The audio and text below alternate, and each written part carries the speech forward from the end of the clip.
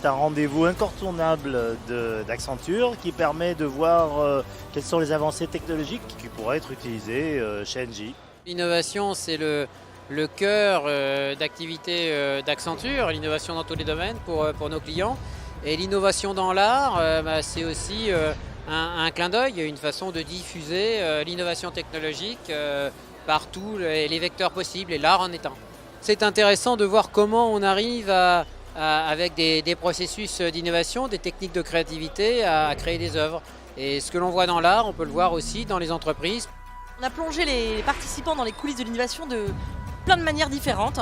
D'abord par un show autour de l'innovation, de la réalité immersive, avec des magiciens, des illusionnistes.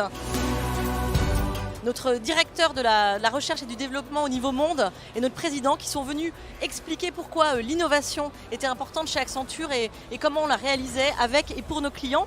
Et puis on a aussi créé des expériences sous la pyramide pour découvrir ce que nos chercheurs font dans notre laboratoire à Sophia Antipolis. La démo qui a le plus surpris les visiteurs de l'Immersive Lab était la téléportation qui leur permet de voir une personne réelle dans la réalité virtuelle. Nos clients qui sont ici aujourd'hui avec nous, ils voient de la blockchain, ils voient de l'intelligence artificielle, ils voient de la réalité immersive. On était déjà en avance il y a 30 ans et ce soir ça a vraiment été illustré.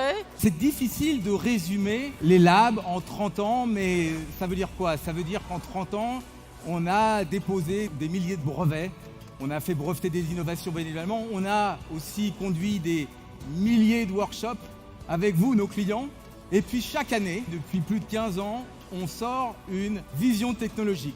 Pulsar est un prix innovant et un prix qui propose quelque chose de différent parce qu'il considère le numérique non pas uniquement pour ses aspects technologiques, mais parce que le numérique propose aujourd'hui des nouvelles manières de collaborer et de créer ensemble.